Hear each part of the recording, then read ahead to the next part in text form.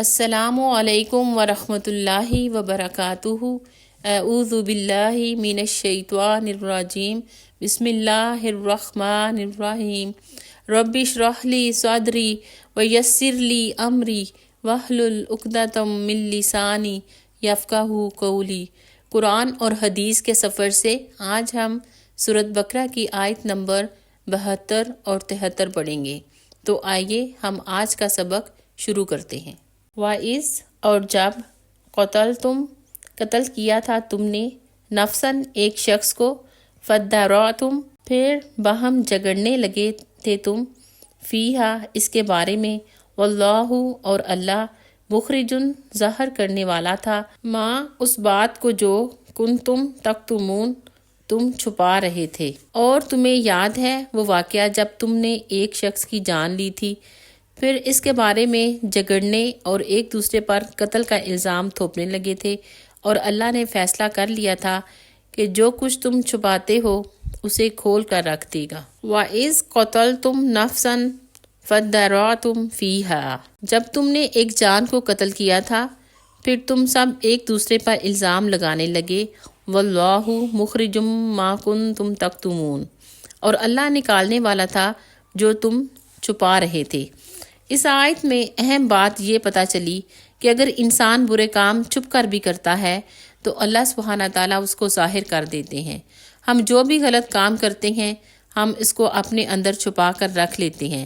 ہم لوگوں سے تو چھپا سکتے ہیں لیکن اللہ سبحانہ تعالیٰ سے تو نہیں چھپا سکتے، کیونکہ وہ ہمارے دل کے خفیہ خانوں میں چھپی ہوئی برائی کو بھی جانتے ہیں۔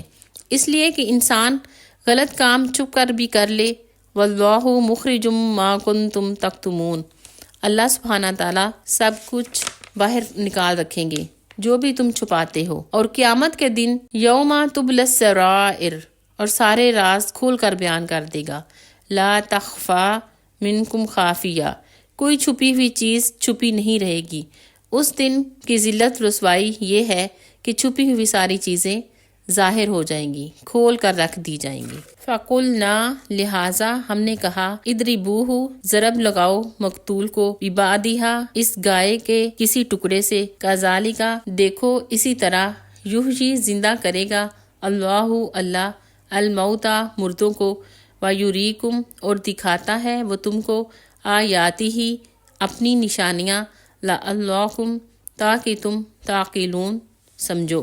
اس وقت ہم نے حکم دیا کہ مقتول کی لاش کو اس کے ایک حصے سے ضرب لگاؤ، دیکھو اس طرح اللہ مردوں کو زندگی بخشتا ہے اور تمہیں اپنی نشانیاں کھول کر دکھاتا ہے تاکہ تم سمجھو۔ اس مقام پر یہ بات تو بالکل واضح معلوم ہوتی ہے کہ مقتول کے اندر دوبارہ اتنی دیر کے لیے جان ڈالی گی کہ وہ قاتل کا پتہ بتا دے، لیکن اس غرض کے لیے جو تدبیر بتائی گئی تھی، یعنی لاش کو اس کے ایک حصے سے ضرب لگاؤ، ان کے الفاظ میں کچھ ابہام محسوس ہوتا ہے، تاہم اس کا قریب ترین مفہوم وہی ہے جو قدیم مفسرین نے بیان کیا ہے، یعنی یہ کہ اوپر جس گائے کے ذبح کرنے کا حکم دیا گیا تھا اسی کے گوشت سے مقتول کی لاش پر ضرب لگانے کا حکم ہوا۔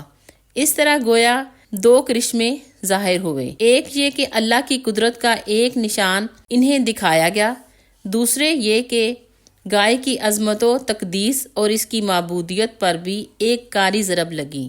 اس نام و نہاد معبود کے پاس اگر کچھ بھی طاقت ہوتی تو اسے ذبح کرنے سے ایک آفت برپا ہو جانی چاہیے تھی، نہ کہ اس کا ذبح ہونا الٹا مفید ثابت ہوا۔